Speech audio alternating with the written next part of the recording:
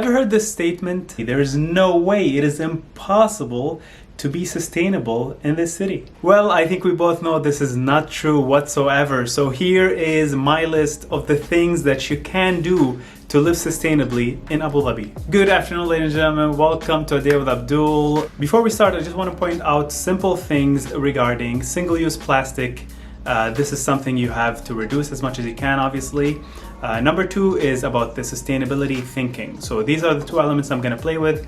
Honestly, we can't all be perfect and 100%, but we do as much as we can. That's the whole concept of this video. So obviously there are things that are non-avoidable while living in Abu Dhabi. For instance, when it comes to transportation, you do have to maybe own a car, and it does make sense to have one for transporting or getting around the city. Unfortunately, our city is built to be for cars to be king of transport. Other cities around the world, you sometimes don't really need a car because public transport is offered for you to go anywhere around the city. However, this is not the case in Abu Dhabi.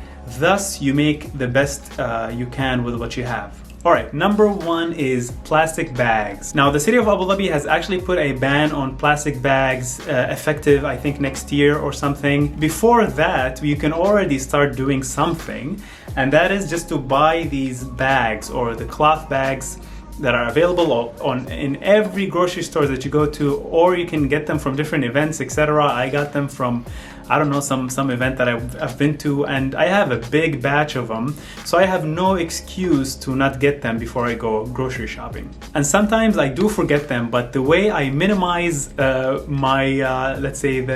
minimize this is I put a lot of bags in my trunk, in the trunk of my car. I keep them in the near the door when I'm leaving the house, so I always have them available when I need them. Second thing I'd recommend you work on is plastic containers and glass jars.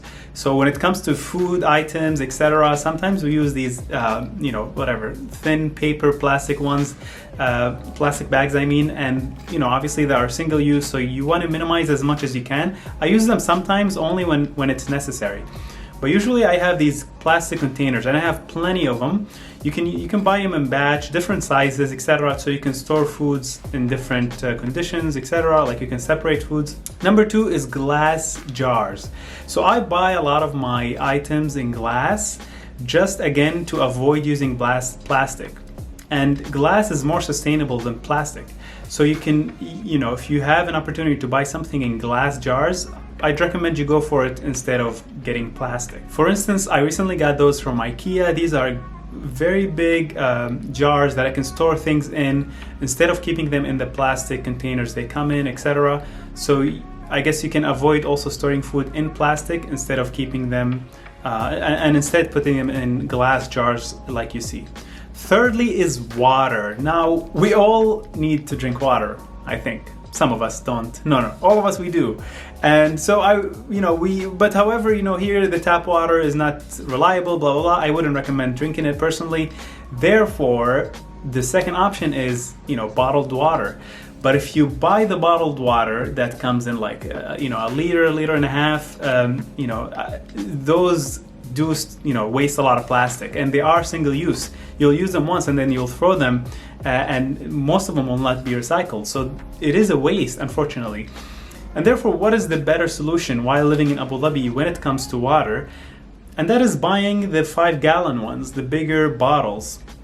However, as you see, mine are a bit differently colored, and that is because I buy them from a specific company that actually has them BPA free, which is a certain elements within plastic that is harmful when exposed, to I guess foods or whatever for longer periods of time. So these do not will not infect, let's say, the water with BPA plastic particles.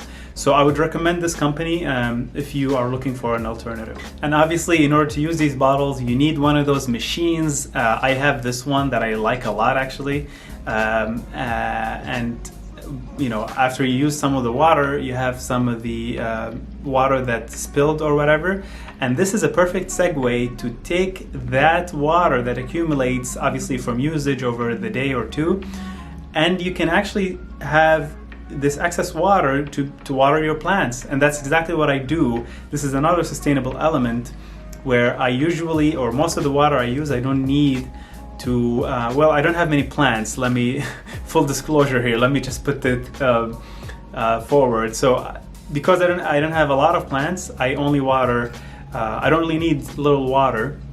Therefore, I use this water to water my tiny little plants. And finally, we come to personal care. Now, personal care obviously is something we can all work on making it more sustainable. So if you have a product that you like, try to understand how you can buy it in a more sustainable form. Therefore, let me start with, for example, the toothbrush. You can buy stuff like this that is recycled, or there's the wooden ones as well that are very good. But make sure that you either compost them or recycle them afterwards. Another thing is the, for instance, deodorant, which honestly I think it's one of the most harmful like personal products, because if you have the one that is pumped with gas, etc. These are all harmful chemicals that you're pumping into the air. And if you can buy an alternative that is either like for example, the one I use is basically a salt that you apply, and it honestly works just as fine. I don't really like, if it doesn't work, I wouldn't use it. So this is something that is very effective. It does take a week for your body to get used to it, but if you can find a similar product, you can try. You might as well, because you're in quarantine, and who cares, I guess, when you're in lockdown. So this is something that I would highly recommend. Finally, you have, let's say, different shops within the UAE. For instance, Abu Dhabi, we have a shop called Lush, or another one called Neil's Yard, that have different elements, products that you can try, like a shampoo that comes in these aluminum containers that are recyclable and actually are better than plastic. So yeah, I mean, and I guess that will cover everything that I can share with you from my personal perspective. But as just a final thought, this is everything you can do within your hands that you can try, at least if you if you want to live sustainably within Abu Dhabi. You don't have to be perfect, but you can always try. So that's about it, ladies and gentlemen. Thank you for watching. Have a good day. See you on the next one.